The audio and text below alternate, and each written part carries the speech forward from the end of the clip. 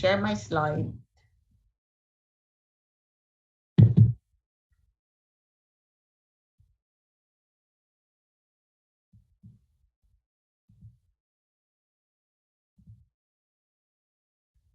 So we will start. Our topic for this morning is about the part of the digestive system. Okay? Can you see na po? Yes po. In order for me to know that I am still with you, please answer me, unmute yourself. Oh, you can turn off your camera if you want to, pero if you can turn it on, please turn it on naman. Kasi ang hirap makipag-usap sa sarili ko. And then, it is not graded. Just answer me. If it's wrong or it's right, it's okay. Okay? Wala namang grade po yun. So, this is our topic. This is our topic. Our topic is about the oral cavity and salivary glands. So the oral cavity is found in the digestive tract, the chapter in your Kera, in the digestive system, there are two chapters. One is the digestive tract or the alimentary tract, and the other one is the organs associated with the digestive system. So this is the first part for both of them. So the oral cavity is the first part of the alimentary tract, and the salivary glands is the first part of the second chapter of the digestive system, the organ associated with digestive system. Okay po? You might be looking in your book. Ma'am, wala po ito. O saan po? Okay. So, different chapters. So, this is our intended learning outcomes. We have to describe the oral cavity and the structures in it, discuss the microscopic structures of the oral cavity, and we have different salivary glands. They are small and large. So we are more in the details of the large salivary glands. And as we go along, we can correlate some common clinical conditions affecting the oral cavity. Okay? So these are the structures within the tract, and these are the function. Why did I put this red? Why is the font red? Because more or less this is the part of our discussion. Okay. So ingestion, why? Because it is in the mouth. Then mastication or chewing, this is pertains to your food teeth, and then we have the digestible pieces.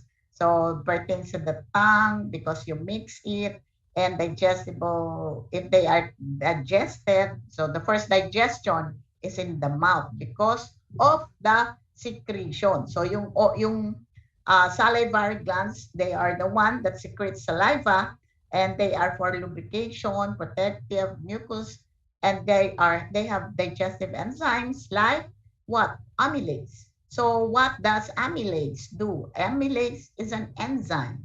So it breaks down what group food? What food group? Starch. Starch or carbs. Okay, so we have the saliva are more or less on the acidic side because it is more of 6 point something. And then we have some alkaline fluids. So, ma'am, bakit po, why is it that this bile is not on red font?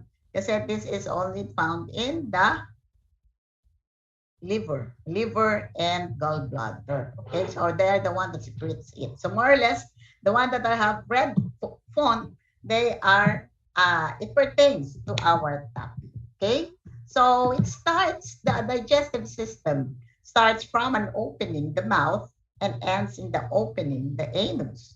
So what part are we going to tackle? So that is the oral cavity part.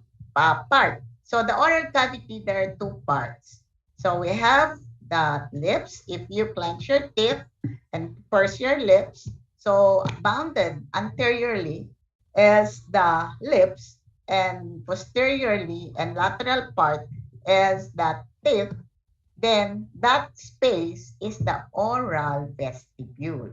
When you say so boundary inside where you see the tongue, that is more or less the floor, and the roof is the hard and soft palate, and then anteriorly bounded by your teeth and laterally same by your teeth, then that is the oral cavity proper. So pag sinabi yung all of them, the oral cavity.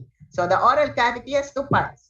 We have the oral vestibule and the oral cavity proper. What is the significance of this? The significance of this is that in other areas, in oral, there are salivary glands that I've mentioned a while ago, wherein their secretion is drained into the oral vestibule or in the oral cavity proper.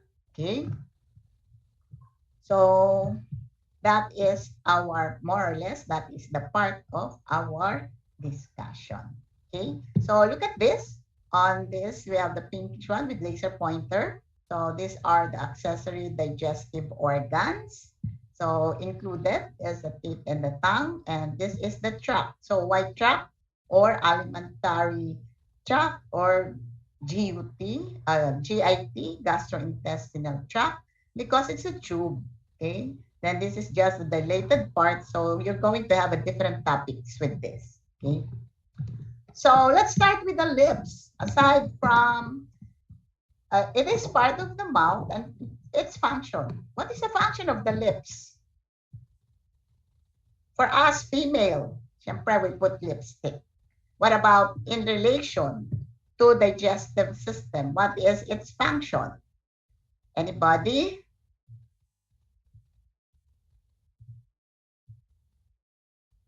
Anybody? What's the function of the lips? Initial sensing of food. Pardon? Initial sensing of food. Initial sensing of food. So it has no taste bud, but this is the one when you eat, you close your mouth, right? So that the food will not go out. Okay. So aside from that, there are other lots of function in not related to the digestive system, right? Pwede naman siyang for talking, for articulation. Yes, anak. 5 minutes. Deep health food. Yes, that's it. So this is, if you're going to look at your lips, you can see it in your monitor. So we have the outer part and the inner part. Okay. So this is the muscle. When you purse your lips or you pout your lips, then that is the function of the orbicularis oris. So this muscle is what? This is the skeletal muscle. Okay. So the lips has a vermilion part. So this is the V, vermilion part. What is that for?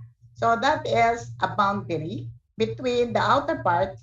S stands for skin, and this is the oral mucosa. So the oral mucosa, that is the inner part, that is lined by stratified squamous non-keratinized epithelium. So this is the lining. This is the lamina propria, and G stands for glands. What are those glands? Those glands are salivary glands. So they are the labial glands. Okay, so inner part, it is wet. So most of these small salivary glands that are found in the lips, they drain into the oral vestibule. What type? As to type of secretion, what is this type? Labial glands. It is a mucus secreting. As to size, it is small. Okay. So from there, this vermilion border. So this part now is the skin. Okay. So this is outer part. So the one that we put on our lipstick, so yun yung, di ba meron siyang space, that is the skin. Yung skin na yun, okay, yung skin na po yun, that is made of thin skin. But yung small one lang. Yung melong, for us female, we put a lip pencil for that. I don't know if we still do that. But that one, as it is skin, a thin skin, type of skin, but it has no hair follicle and no sweat gland. I'm sorry, not sweat gland, the sebaceous gland. Okay? So wala siyang hair follicle. So you don't see hair in your lips, right? So but it has sweat gland in that area. So yung po yung that is the lips. So that part, so yung lagpas, okay, after the white one. So just below it, yung then you will see now the hair follicle. So the red one is that is the reason the lips is red because of many blood vessels. Okay? So tapos po nun, yung area na meron ng skin, yung small area, that is also a thin skin, but there is no hair follicle. So after that, meron ka na yung thin skin na pwedeng you can have this hair follicle, we have the sweat glands. So that part now is thin skin. Thin skin pa rin siya, but the first part has no hair follicle. Okay po? Now you know the function of your lips. Aside from female, we always put some lipstick on it. So now we know our mouth. It has an oral vestibule, an oral cavity proper, so in the oral cavity. Now the tongue is the one that helps in the information in mixing the food, okay? And what else? Emoticon. Di ba yung mga emoticon natin, lumalabas yun, they stick out their tongue. So, pwede rin siyang for language. Okay? So, this is the dorsum of the tongue. So, this is the dorsal area. In anatomical position, the one that has a mucous area that is wet. Okay? That is the anterior part. So, the one that you brush, do you brush your teeth? Do you brush your teeth and your tongue? When you brush your teeth, do you brush your tongue? Ay, hindi. You don't brush your tongue. Or silence means yes. So this is the one that we brush. So here, if you're going to look at the mouth, they are more of different lining epithelium.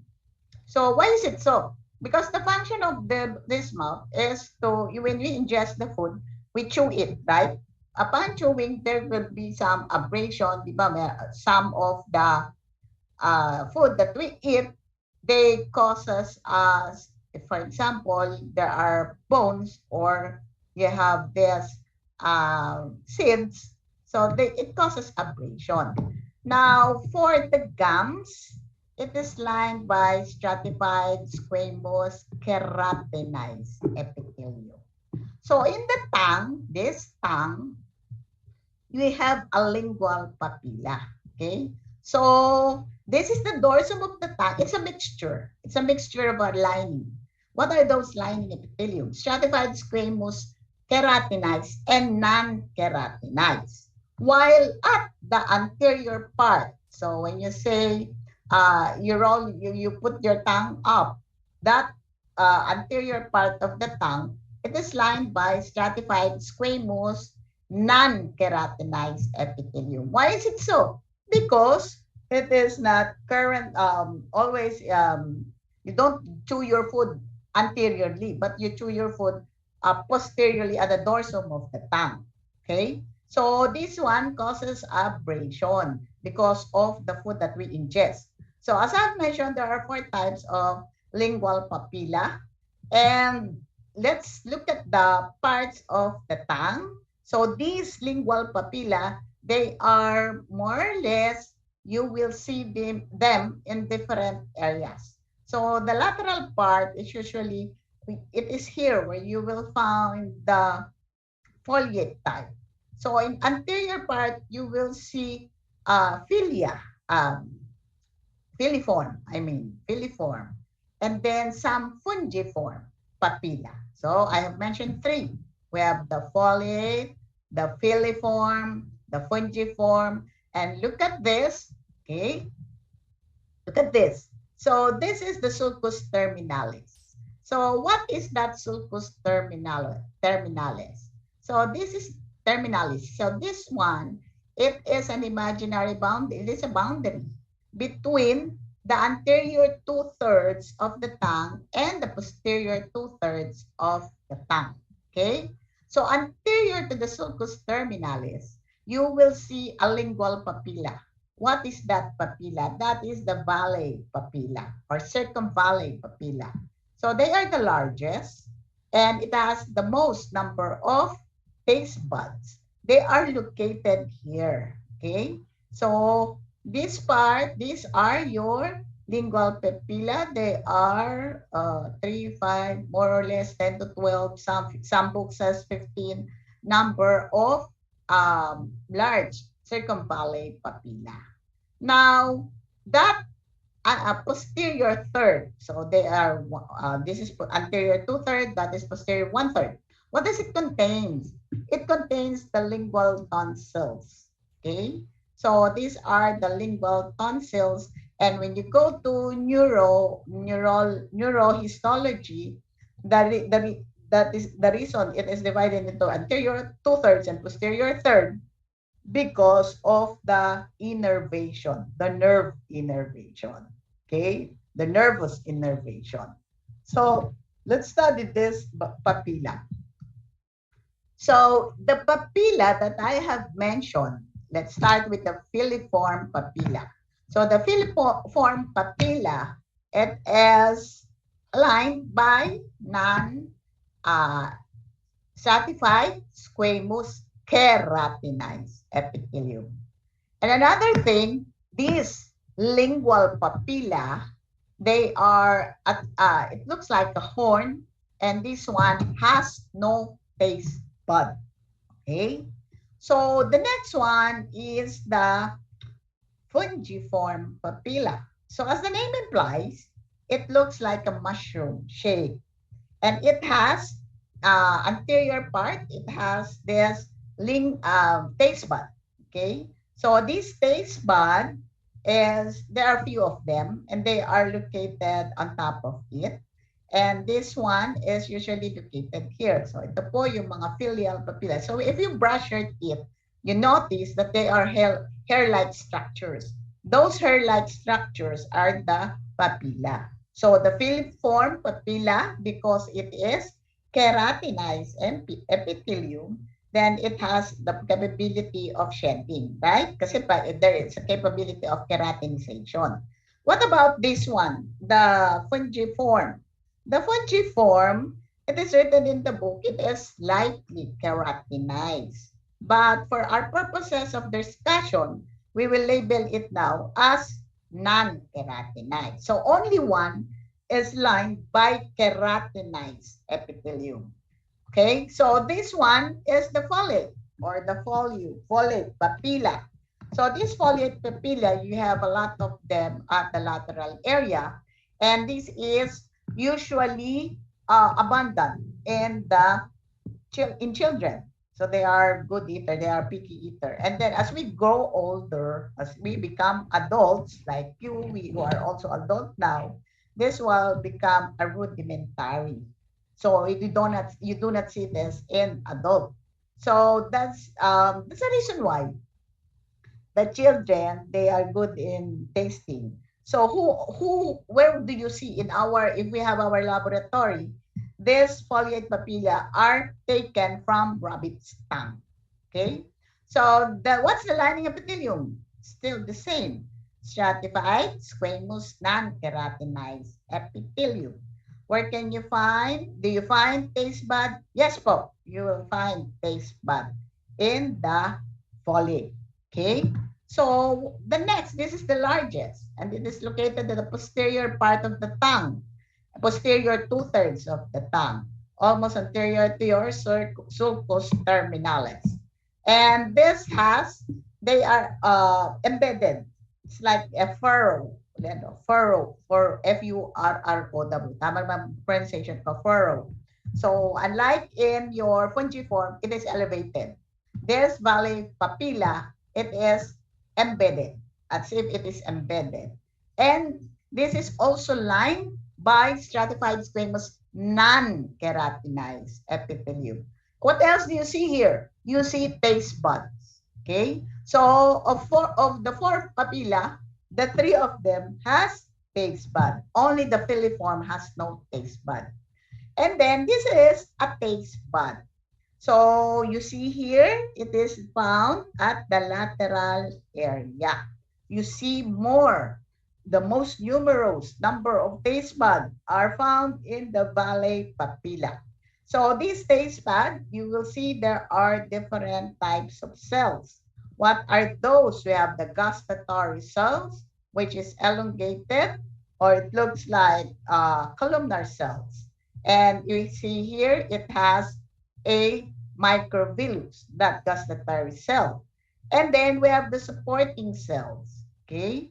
And then we have the basal cell. Usually the basal cells, they are the one that it's like a stem cell. They replace the other cells. So in the taste bud, you will see three types of cells. So what happens? When you eat something, there are how many types of taste? Ilan po ang types of cells? Taste. The one that you taste with ion, sodium. O ano yung, what type of taste does a sodium ion gives you? Sodium chloride, ano yun? What is that? Salty. Salty. What about hydrogen ion? Salty and what? Stephen, ano? Salty, then hydrogen ion. Bitter po ba? Ha? Ano po? Bitter po ba? Bitter po?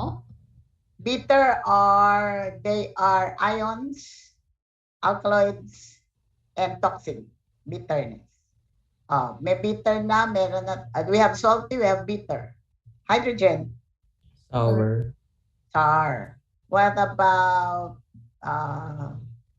starch ba? Or sodium? No. Ano yung nagbibigay ng, ako naman magbigay ng, I'll be the one to give the taste. What about those sweet one? Sweet. Carbs? Protein? No. Ano ang, sa sweet naman. So the other one is sweet.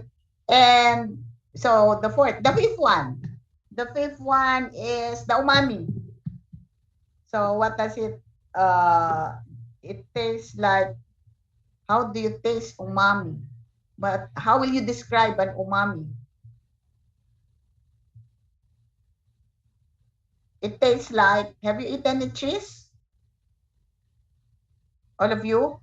Di ba yun yung, maybe it's an umami? Tastes like umami. So how will you describe umami? Ma'am, betchin na lang. Hindi naman kayo kumakain ng you don't eat betchin, right? Ajinomoto, you don't eat. It is the magic sarap and the nor, everything, it is mixed in the food. So that is the fifth taste. What about the spicy food? Is it sensed by this taste bud? Spicy food?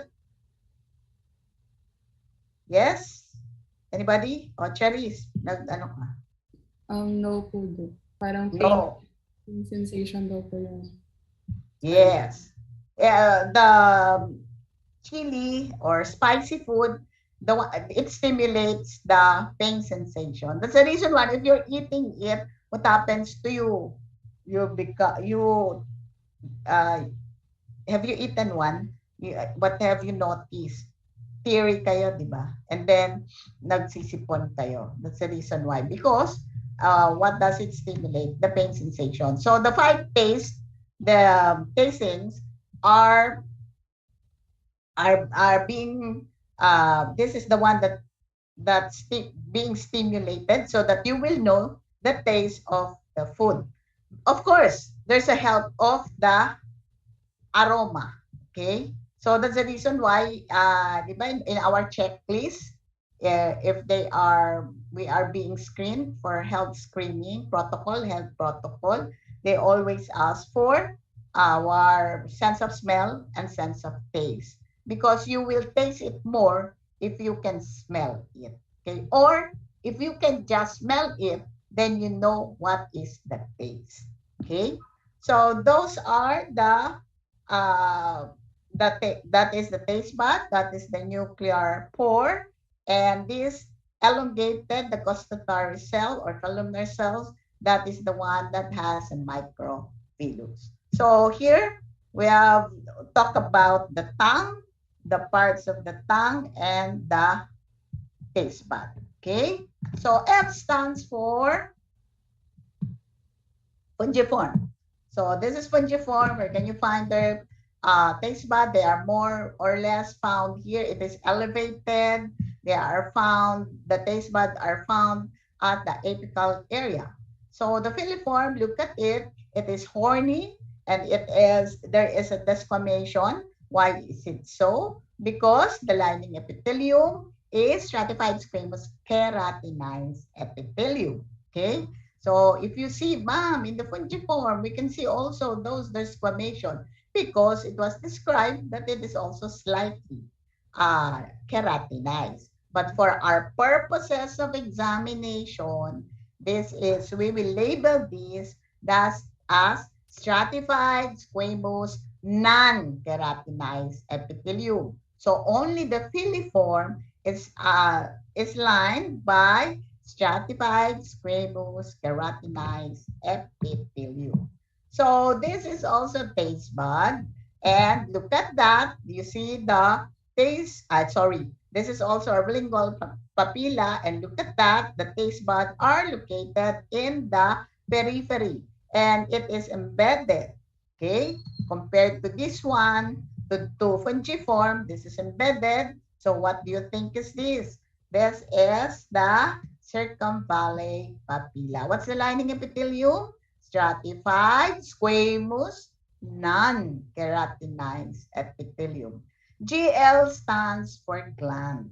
Okay? So if we have this labial gland, we have also the lingual gland. Okay? So the lingual gland are found in the tongue. So usually, if you see it, remember the location of the circumvallate papilla, they are located posterior 2/3, right? So if you see a salivary gland just beneath the circumvallate papilla, then that is the von Ebner gland or the posterior lingual gland. Why am I telling you this?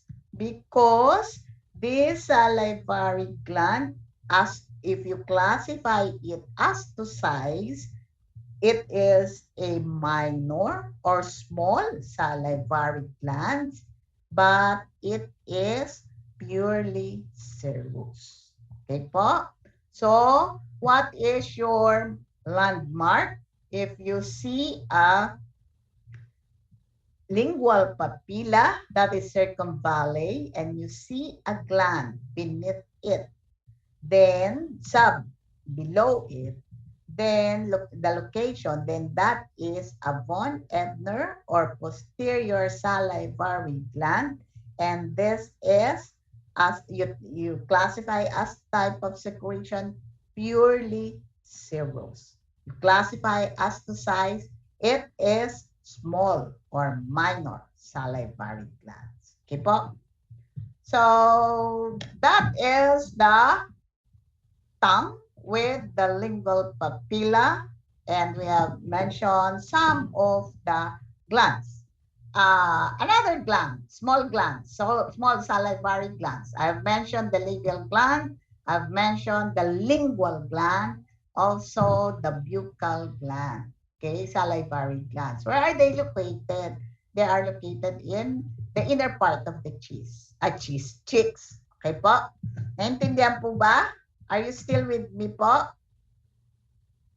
Okay. Now we go to the teeth. So this is the one that divides or chew our food. We will not go into details with this because we are not, the dentist might get mad. Okay.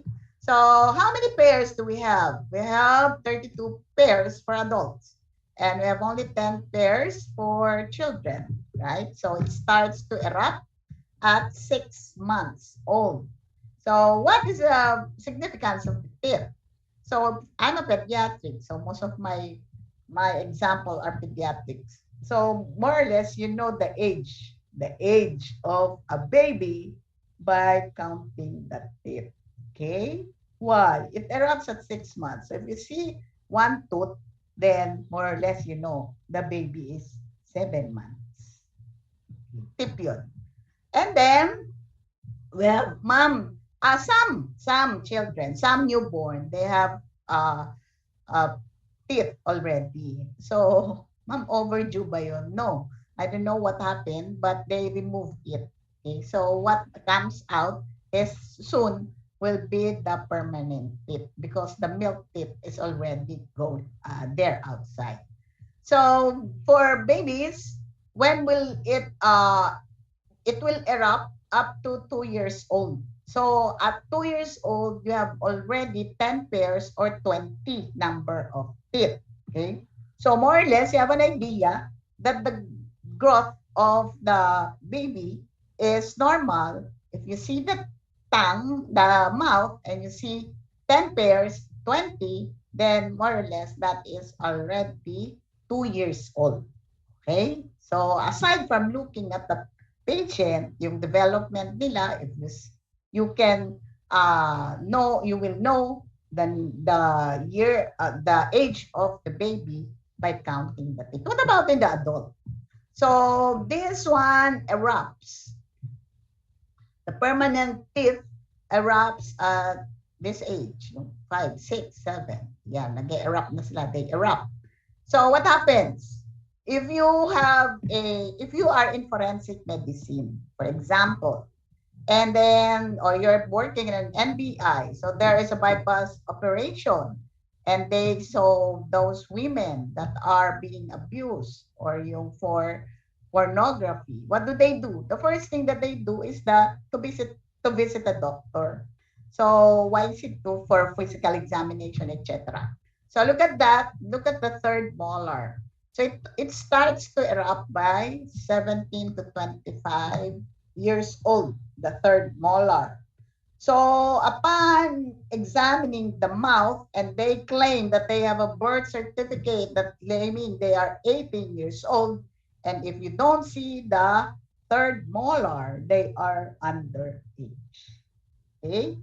That is the significance of bringing the patient to you. If you are the doctor or if there's hindi man nag-duty ang doctor, right? Tayo lang, ang dentist, only us medical doctors that go on 24 hours duty. Okay? So that is the significance of that. And there are, which is harder? Which is harder, the bone or the teeth? Anong mas matigas? Which is harder? The bone or a teeth? Or the teeth? What do you think? Ngipin po to. Pardon? Ngipin po to. Teeth. Okay. Because of the presence of the enamel.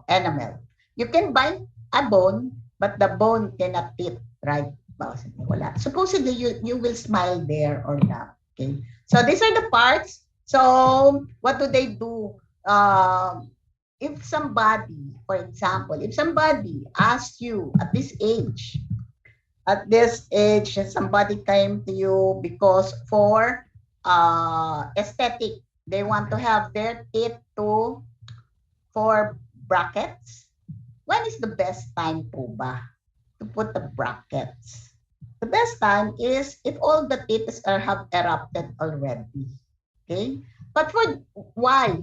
Because during that time, you know more or less the space of their mouth and the bone is already formed. Okay.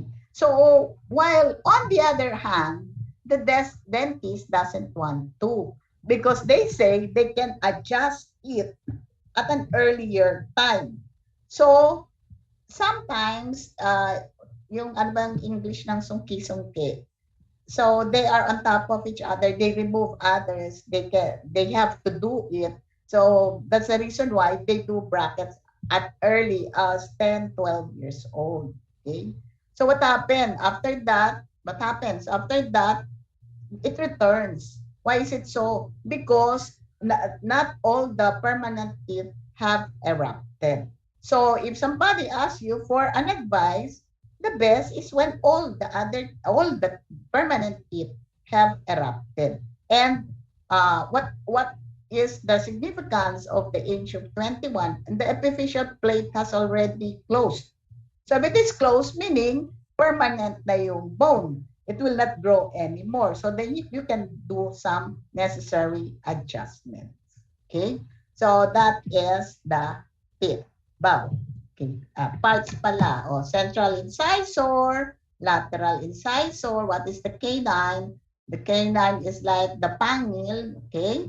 And then we have the molars, premolars, and then we have the 3 molars. Okay? So all in all, they are 16 pairs. So we have, if you divide it into quadrant, upper quadrant, lower quadrant, so 2 quadrants, so 8 for each quadrant. Okay. And they say, or if you go on complementary alternative medicine, they say that each tooth represents an organ of the body. So if they have a toothache, then you have also a problem in that whatever organ it represents. Okay, so I met a dentist. They say it's so. What else? These are they put some filling. So before they put an amalgam or the mercurial. So mercury is bad for the body. So if you have a patient, be sure to look at the mouth. Okay. So sometimes they think they have a toothache, but the truth is because of the nerve innervation, but some patients have all of their problems in the ear. So it is very important to examine the mouth. Okay? So this is the fundamental type of tissue of the teeth is a connective tissue. So periodontium comprises the structures responsible for maintaining the teeth in the maxillary and mandibular bones. So this one is composed of cementum, periodontal ligament, and the alveolar bone with the associated gingiva. Okay, so they are attached to the bone. So be sure that your bone is sturdy, healthy, so that your teeth is sturdy also. Okay. So now we go. Do you have any questions so far? Do you understand? Yes. Okay. Now we go to the major salivary glands. So the major salivary glands, we have 3 of them. What are those? We have the parotid gland that, look at it, it is located anterior to the ears, and then anterior and middle and lower part. So you should know how to you should know the location. Why is it so? Because sometimes they thought that it is a lymphadenopathy, but the truth is it is a parotitis. So if you add itis in an organ's name, that means it has an inflammation. What causes that inflammation? Mumps. Okay? So yung MUMPs, mumps, beke in Tagalog. So this is the parotid duct. So this one, its secretion is drained to the oral vestibule. Look at the 2.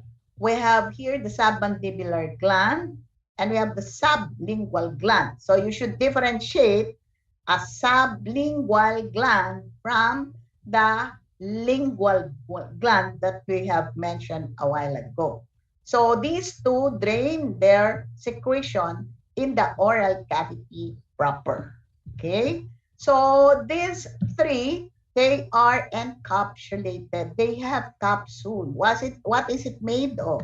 It is made of your connective tissue. So if I ask you, the one with pointer, with laser pointer, is the parotid gland. What is the fundamental type of tissue? Fundamental. You have only 4 choices.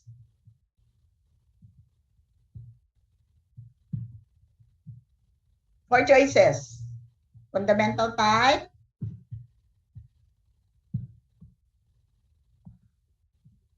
You forgot? Wala bang wala. What's the fundamental type of tissue?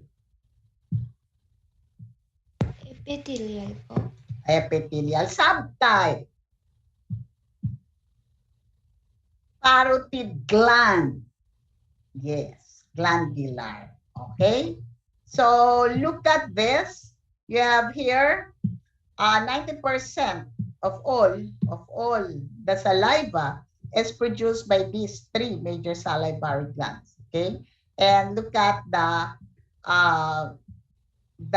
amount that they produce. We produce saliva. We have 0.75 to 1.5 liters of saliva per day. Okay, and look at this. This parotid gland, you can differentiate one from the other by their size, the location, and then the type of secretion. Okay. So this is the function of the saliva, to moisten and lubricate ingested food, and the oral mucosa to initiate digestion of carbohydrates because of the presence of the amylase, okay, and some of the lipids, then lipids. To secrete innate immune components, it has an IgA and it has antibacterial. These 2 are antibacterial, lysozyme and lactoferrin. So those are the function of the salivary gland secretion. What is that? The saliva. And the saliva contains this. That's the reason why you chew your food properly, and then you can start digesting the starch or the carbohydrates in the mouth. So these are the one that they produce, saliva. It is supposedly colorless. Okay, and we have here the mucin, the minerals, salts and enzymes, and IgA. Okay, you have all water, carbohydrates, and protein. So this is the one that digests, lubricate, and protection. And look at the pH. It is more of acidophilic. So the saliva also has an important buffering function. Okay, so we can classify ascocytes. So the small or minor one, we have mentioned the labial, the buccal, and the lingual salivary gland. So the large major, we have the largest, which is the parotid. Comes next is the submandibular, and the smallest of the 3 is the sublingual. All of them are encapsulated. So as to secretion, so purely serous, we have the parotid gland.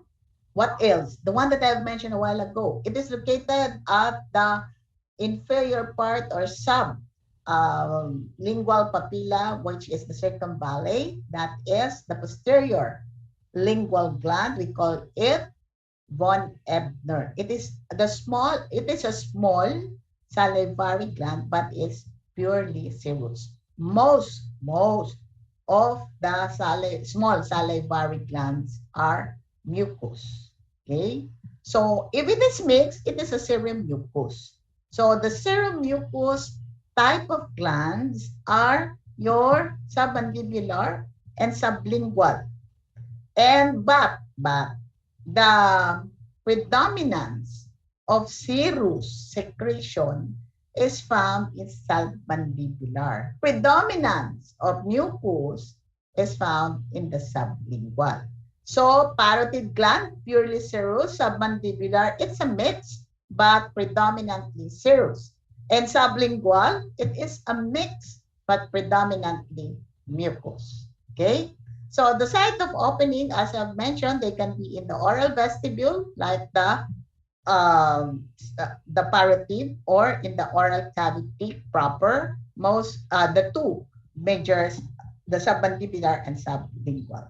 Now, as to morphology, they can be branch alveolar or branch acinar or branch tubulo-alveolar. Okay? So the ductal system, what is this? What does this mean? Only the large salivary glands have ductal system, and the other accessory or organs associated with digestion.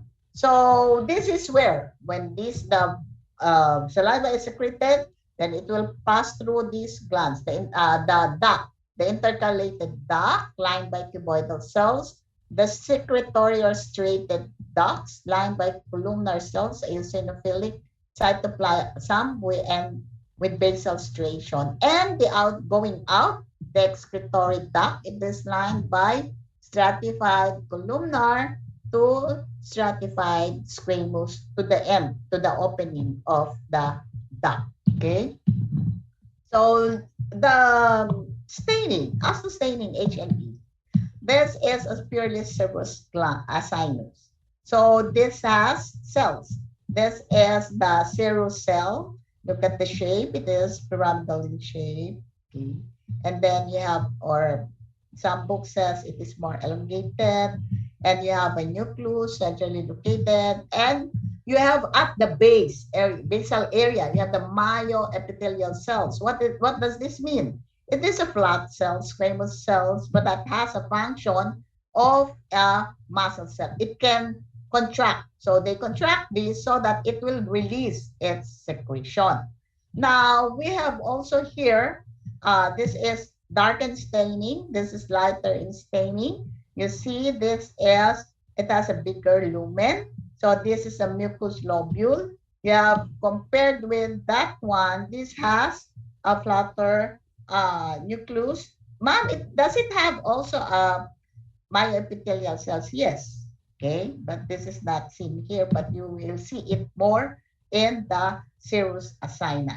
Okay, so compared to the mucus, this is more tubular. So this is more a sinus or a sinus more of branch tubulo-acinar. If it's a mixture, alveolar or a sinus. So if it's a mixture, then meron kang mucoserous.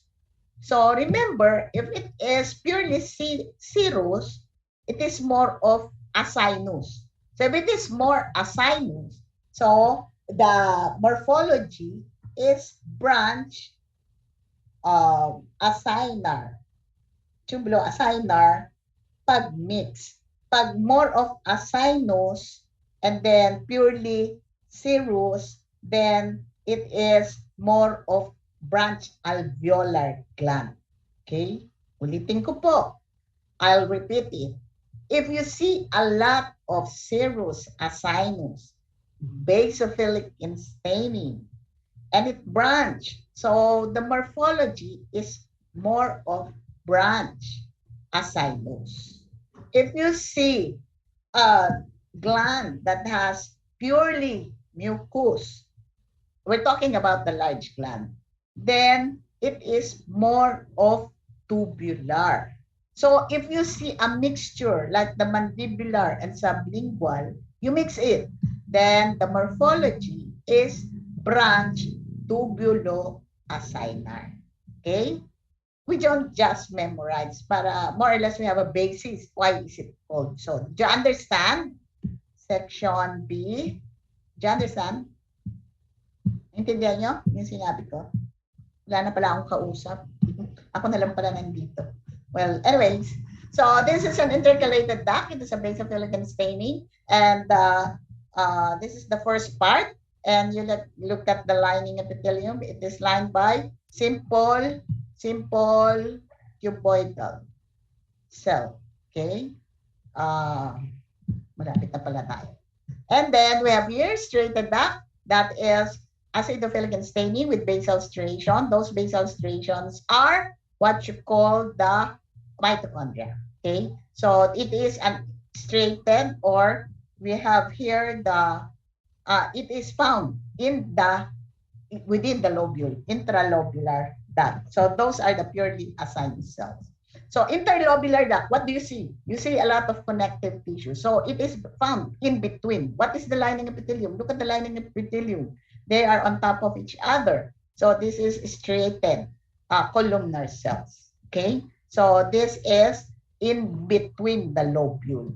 So you see here a connective tissue.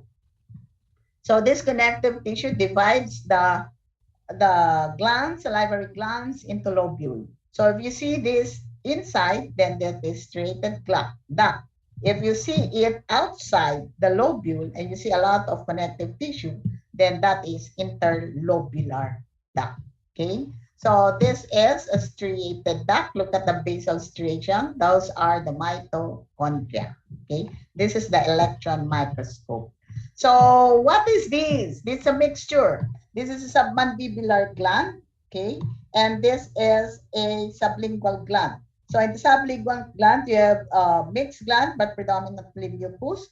And in the submandibular gland, you will see a mixed gland, but predominantly serous. So what does it mean? In anasinus, you will see M, mucus, and we have a serous crescent. So you call it serous crescent or serous demiluns of Genucci. Okay, so what this is a mixed type of asinus. We have a serous and a mucus. So if you see a darker staining and you see a mucus plart, then that is a mandibular. If you see a lot of mucus and fewer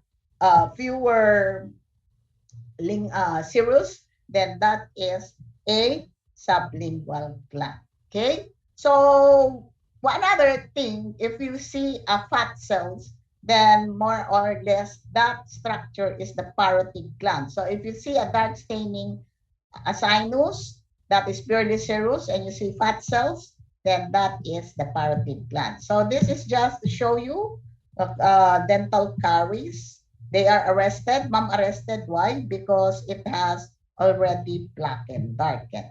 So what is this? What is that part?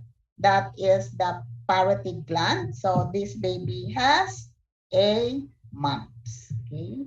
So excessive saliva production is or sialuria is associated with the autonomic activity of nausea, inflammation within the oral cavity. So pag normal, when you see a food, di ba sabi nyo naglalaway kayo or you're produce more saliva. But if it is abnormal, you see it in a rabies viral infection. So there are also salivary stones. You call it sialoliths. So salivary gland infection is sialadenitis. What is that? That is a stone in sublingual gland.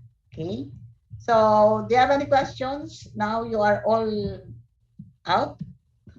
Do you have any questions, clarifications? Wala na kayong lahat. Do you have questions, clarifications? So this is my resources. And thank you for listening. If you don't have any question, can I stop my share? Yes, Madam. So you have 1 minute to go to your next.